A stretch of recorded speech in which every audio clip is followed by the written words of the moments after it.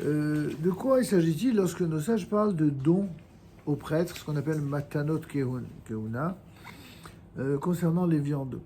En fait, c'est une mitzvah de la Torah que de donner aux Kohanim trois parties sur tout animal qui est égorgé par la shrita. C'est quoi les trois parties? C'est d'une part l'épaule, d'autre part les joues et enfin l'estomac. Je répète, l'épaule, les joues et l'estomac. Et ce, afin d'assister les prêtres dans leur subsistance pour qu'ils puissent étudier la Torah et l'enseigner au peuple juif.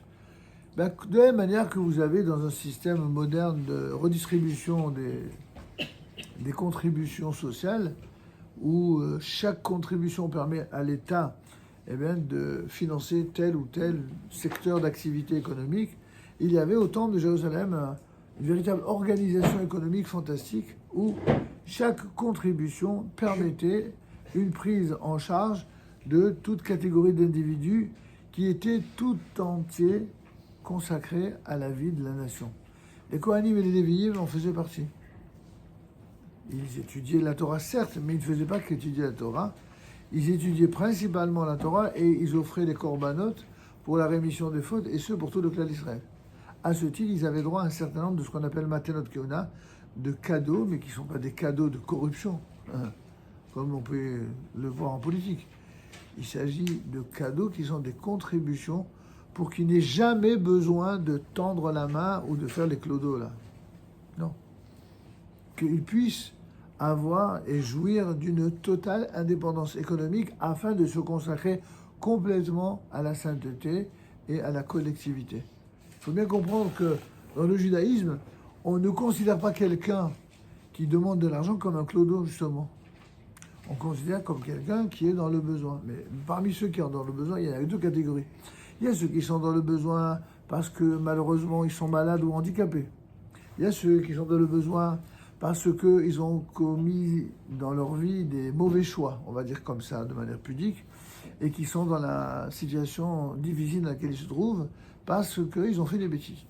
Et puis il y a ceux qui, au contraire, ne sont en difficulté économique que parce qu'ils se sont occupés toute leur vie des autres. Vous comprenez bien qu'il ne s'agit pas du tout de la même clientèle. Quand quelqu'un n'a pas d'argent, parce qu'en fait, pendant le temps où certains ne pensaient qu'à faire du pognon, eux, ils se remplissaient de moralité, de spiritualité, de bonté et d'altruisme. Ceux-là, peut-être qu'ils sont peut-être riches intellectuellement, ils sont peut-être riches spirituellement, mais ils n'ont pas une thune, quoi. Et que s'il n'y a pas des systèmes qui contribuent à leur équilibre sur le plan économique, ils seraient quasiment à la rue, et ce serait évidemment inique, inadmissible en tout cas du point de vue de la Torah. C'est pourquoi la Torah prévoit un certain nombre de mitzvot. L'exemple ici dont on parle, c'est les dons aux prêtres sur les viandes, mais il n'y a pas que cela. Il y a tout un tas de dîmes dont on avait parlé, je crois, précédemment. On avait parlé de la dîme des Kohanim, on a aussi la dîme des Lévi'im, on avait le Maasel, le Thomas de Maasel, on a la dîme qui est donnée aux pauvres, et on a différentes contributions pour rappeler qu'on a tous le devoir de contribuer et de se soucier de toutes les composantes de la société dans laquelle on vit. Ça doit nous intéresser, tous, le sort de chacun. Et c'est quand on est comme ça qu'en fait, il n'y a personne qui, a priori, se trouve à la rue. Et si quelqu'un est vraiment, pour des raisons de santé ou autres, dans une situation précaire, sans lui faire honte, on lui vient en aide. Et c'est tout à l'honneur de celui qui le fait. Alors, tout ceci pour replacer dans le contexte de ce qu'on appelle, nous, la tzedaka. La tzedaka, ce n'est pas l'aumône. La tzedaka, c'est un acte de justice. C'est très important d'en avoir conscience. Donc, c'est une mitzvah de donner à la fois le moyen de manger, au sens le premier du terme, mais également le gagne-pain, quoi, l'indépendance économique, en rétribuant donc les Kohanim. C'est aussi une mitzvah que de consacrer le premier-né de l'animal pur et de le donner au Kohen. Ça aussi, c'est une originalité. C'est ce qu'on appelle, vous savez quoi? Kadesh Chol Bechol, Peter Kolehem. C'est le premier-né aussi bien un premier-né chez l'être humain, mais un premier-né également de chez l'animal. Et c'est ce qu'on appelle la consécration du premier-né de l'animal pur qu'on devait donner au Cohen.